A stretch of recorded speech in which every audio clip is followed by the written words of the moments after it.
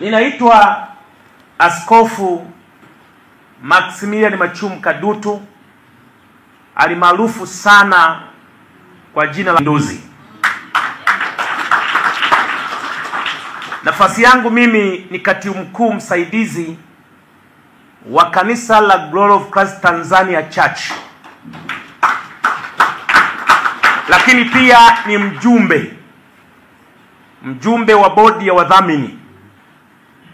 Nasimama hapa kwa niaba ya kanisa hili la Glory of Christ Tanzania Church, kifupi GCTC.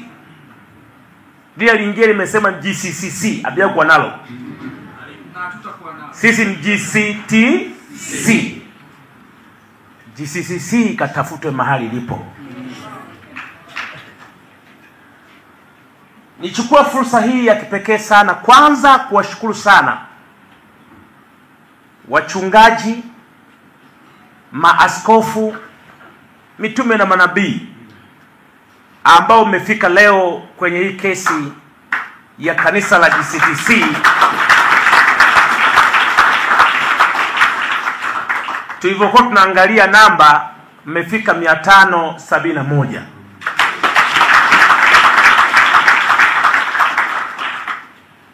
Na nashukuru kwa wale wachungaji wetu wa jimbo la Dodoma wa Ufufuo kufanikiwa kufika, na wengine kwa mikoa ya jirani. Na naamini pengine tungekuwa tunajua angalau ratiba kamili. So ratiba ilikuwa ni saa 9 kafanywa kuwa saa 5. Hii mabadiliko yameathiri kidogo mahudhurio ya baadhi ya watu wengine. Lakini hata ratiba yenyewe hii ya kuwepo leo ilitoka siku ya Ijumaa. Sasa kwa kuwa tumepata mapema tarehe nyingine ya kesi kama hii, itakuwa tarehe 8 mwezi wa 7, tunaamini watakuja kutoka mikoa mbalimbali. Sasa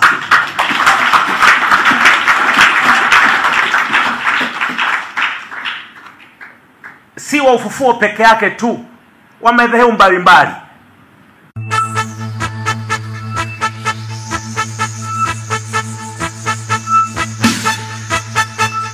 Kwa upande wa mambo ya dini, na mimi natakuwa tena 571, tunaweza kuwa zaidi ya hapo.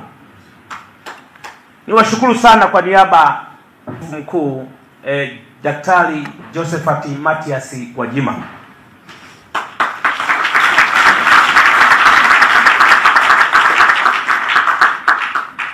Jambo la pili ambalo la muhimu, tumesikia kutoka kwa wakili, ameeleza wazi hasa kupitia barua ya waziri kwa maana ya mwakilishi wa serikali kwamba wao hawaitambui barua ile ambayo imesababisha yote haya. Angeitambua angejibu, kwa kuwa hajatambua ndio maana hajajibu. Sasa kwa kanisa kupitia barua ile ambayo imekanwa, imekataliwa, haitambuliki, haijasainiwa na msajili wa vyama vya kiraia na haina jina la kanisa letu, hiyo ndio barua ambayo imeleta yote haya. Sasa kwa sababu ya barua hiyo, naomba nianzie nyuma kidogo. Wala ambao hamkuelewa basi muelewe kidogo, kwa sababu jambo limetokea siku ya Jumatatu usiku saa 5:15 katika mazingira ambayo wala hatukuwa kwenye ibada ya jioni, ilikuwa tu ni mkesha. Wala alikutokea ibada ya Jumapili ambao waumini wengi wanakuwepo makanisani. Kwa nafasi ya kupeana taarifa ilikuwa haipo kabisa. Kama ni taarifa tuliyoipata basi ni ile ya kuvamiwa. Lakini kwa nini tumevamiwa? Na watu wengi hawakuwa nayo hayo. Ukweli ni kwamba sisi tuliona barua hiyo mtandaoni, ambayo tuliulizwa ni ya kwenu, mmepewa barua. Ilikuwa tarehe 2 mwezi wa 6. Na hiyo barua ya mtandaoni si tukawa taharuki. Kwa wale ambao wana simu angalau za smartphone waliona Wengine we si mdogo hata hakuona kabisa, wasikia tu kanisa limejaa tepe mbalimbali. Sasa muda wa kuelezea hatukuwa nao.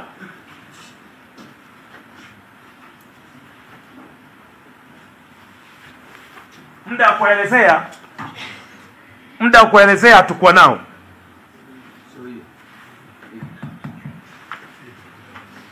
Muda wa kuelezea sauti imepunguzwa kwa sawa. Muda wa kuelezea hatukuwa nao. Sasa kwa sababu hiyo naomba nielezee kidogo kwamba siku hiyo ibada ya Jumapili ikatangazwa kwamba tutakuwa na maombi ya kufunga kwa muda wa siku 7. Yaani kuanzia Jumatatu na kuendelea. Sasa tumeanza maombi ya mfungo siku ya kwanza na kuendelea na mkesha. Ghafla kanisa likazingiwa na magari ya polisi na polisi. Hatujakaa sasa tukasikia mabomu yanapigwa na risasi za moto. Hatujakaa sasa watu wamekamatwa. Hatujakaa sasa umeshapigwa na utepe. Kwa hiyo wale waliokuwa kwenye mkesha walikamatwa. Walikamatwa watu 98. Wakapelekwa kituo cha polisi Oysterbay. Taharuki ikawa ni kubwa sasa, kanisani kuna utepe. Waumini waliokuwepo wamekamatwa.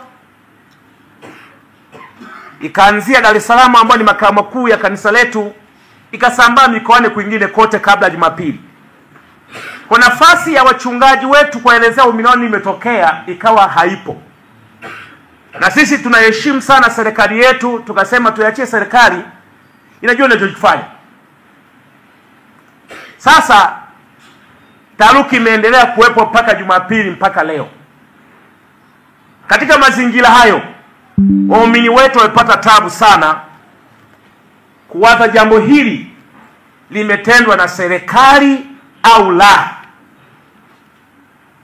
Sasa kwa mjibu wa taarifa ya wakili Kibatala, namna alivyofanya mchakato, kanisa lilivyochukua hatua ya kumwomba asimamie mambo yake kisheria, akamwandikia barua waziri kama matakwa ya hiyo barua ya mtandao inavyotaka kwamba uandike kwa waziri rufaa ndani ya siku 21. Akaandika barua hiyo, lakini akasema waziri sheria haimbani ajibu lini. Akachukua hatua nyingine kwenda mahakamani. Siku ya Alhamisi kesi ikasikilizwa kwa maana ya maombi yetu kwamba kanisa lifunguliwe, shughuli zingine ziendelee. Na mawakili wakaweka pingamizi. Ijumaa ikasikilizwa, yale maombi ya upande wa serikali yakatupiliwa mbali. Uamuzi ulikuwa siku ya Jumanne, na wenyewe kwa sababu waziri alijibu barua yake, serikali wakasema kwamba tusubiri kwanza hii barua ya waziri inasema nini. Uamuzi ukapangwa leo, na leo kama alivyoeleza wakili yaliyotokea na mpango ambao uko mbele wa tarehe 8. Sasa kama kanisa katika mazingira haya ambayo tumeyapata, tuna mambo machache. Jambo la kwanza, sasa kupitia serikali kwa maana kupitia waziri, tumepata uhakika kwamba kanisa letu halijafungwa.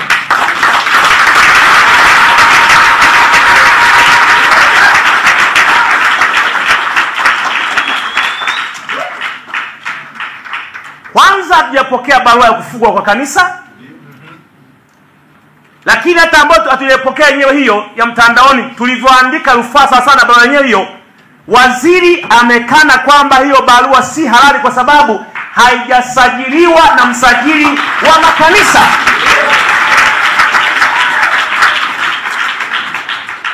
Waziri akaenda mbali zaidi kusema, ninyi ni kanisa la Glory of Christ Tanzania Church kama lilivyosajiliwa, na huyu mnadai kwamba amefuta.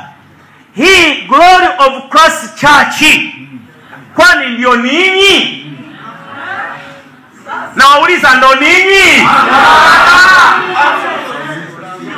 Kwa hiyo hata kama barua yenyewe sijapokea, labda hao GCTC walishapokea. Sasa wakachanganya kati ya GCC na GCTC.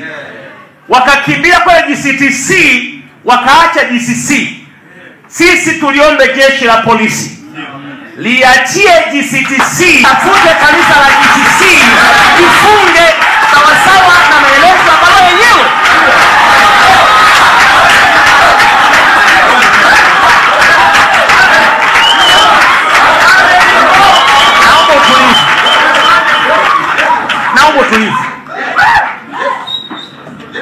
Naomba utulivu. Kwa sababu hata si tungeshangaa kwa mfungue katika mazingira hayo. Utaratibu unajulikana. Ili kanisa lifungwe, hii taasisi ya watu wanafunga ndoa, wanabariki watoto, kuna ubatizo.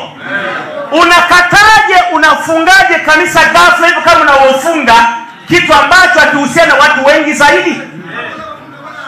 Tulitegemea kama kwa ungeendelea kufunga kweli, kwanza tungepewa notice ya siku 14 au siku 21, ili kama kuna wafanyakazi mliokuwa mwaajiri basi muwape likizo, ili kama kuna shule za kanisa basi zifungwe kwa utaratibu, wanafunzi kurudishwa makwao, ili kama kuna hospitali ya kanisa wagonjwa wapewe rufaa waende kwingine, ili kama kuna waumini wa kanisa hilo basi watangaziwe wapate huduma za kiroho kupitia huduma zingine, ili kama kuna ndoa ama zisogezwe karibu ndani ya nusu fungu haraka, ama wasimamishwe, wasilipie kumbi, wasitoe mwaliko kwa watu wengine. Tungeshangaa sana. Lakini cha pili, tuna utaratibu mzuri sana wa kisheria ambapo kila mtu anayekosea lazima aitwe asikilizwe kwanza.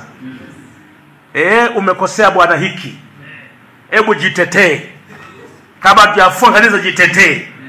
Kwa nini tusifunge kanisa lako? Jitetee. Nafasi ya kujitetea hatujapewa. Kwa hiyo tuna confirm wazi kwamba kanisa letu halijafungwa.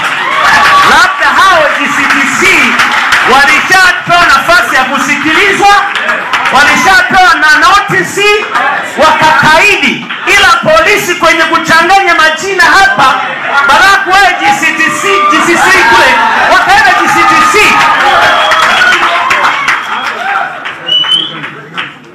Kwa hiyo haya mambo uchanganya, ndugu zangu, yapo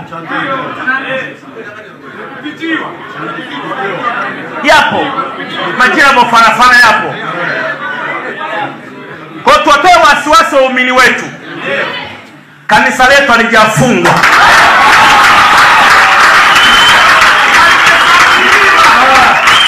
Na kwa sababu hiyo, kwa kuwa halijafungwa, Jumapili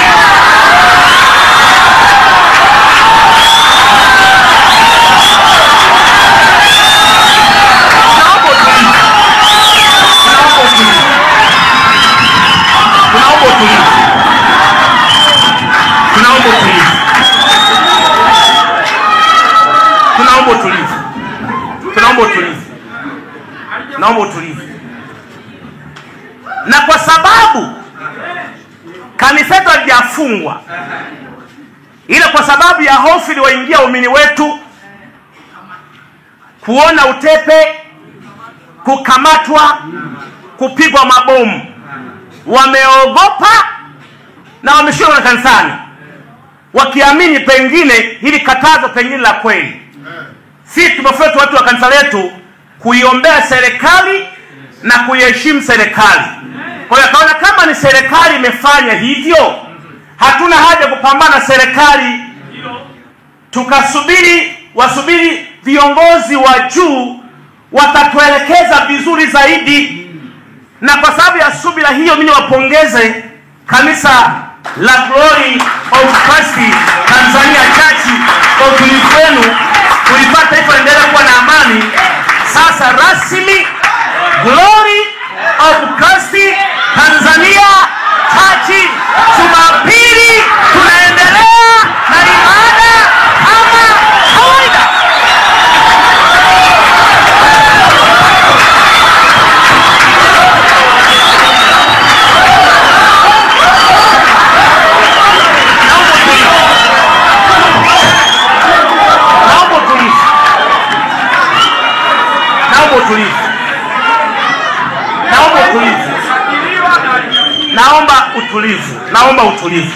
Naomba utulivu ndugu zangu. Naomba utulivu. Haya yote ambayo yameleta sintofahamu kubwa na hata kudhaniwa pengine la kwetu limefungwa ni kwa sababu ya plesi ya Askofu Gwajima. Yanadhaniwa hivyo. Na mimi hata nitoe wasiwasi hilo kwa sababu wasihusishe plesi ya Askofu Gwajima na kanisa letu.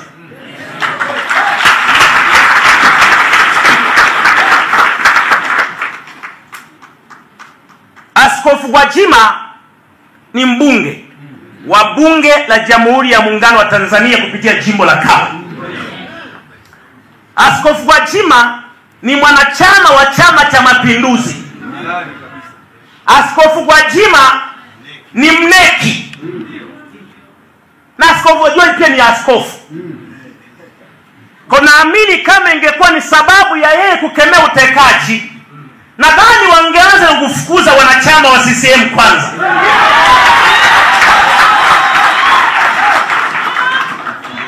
Pengine kwa sababu wanachama huo angepoteza sifa za kuwa mneki, angekosa sifa za kuwa mbunge. Nadhani wangeanza hapo. Siamini kwamba wanaweza kuyaacha haya yote wakakimbilia kulionea kanisa. Siamini hicho kitu. Siamini.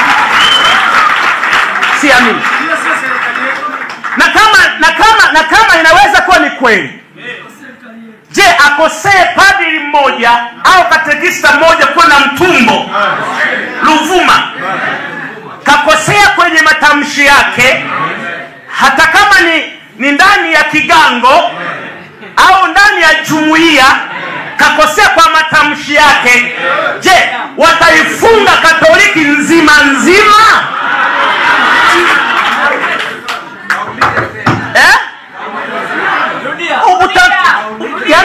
Narudia kusema hivi, watu wanakosea, wanaweza ukosea na sheria ziko wazi. Kakosea askofu, kakosea mtume, kakosea raia, kakosea muumini, sheria ziko wazi za namna kumchukulia mtu sawasawa na makosa yake. Anashtakiwa yeye, sio kwa niaba ya jumuiya ambayo anayumo ndani ya jumuiya hiyo. Sasa akikosea katekista mmoja wa kigango cha Itilima kakosea, akikosea huyo katekista wa Katoliki wa kigango cha Itilima, wataifuta Katoliki nchi nzima, wasiendelee na ibada, watapiga utepe nchi nzima? Ni kitu ambacho hakipo, ni kitu ambacho hakiwezekani, ni kitu ambacho hakiwezekani. Sasa maneno aliyoongea Askofu Gwajima, kwanza nataka niweke wazi kwamba plesi yake ya kwanza hakuongelea kanisani wala hakuongelea madhabahuni wala hakuongea kama askofu wa kanisa la Glory of Christ Tanzania Church. Aliita plesi kwenye mtaa au kwenye nyumba anayojua mwenyewe, sisi ajua ni wapi, Dodoma au Mwanza au wapi, ni kwenye nyumba ya jirani au kwenye ofisi ya ubunge au kwenye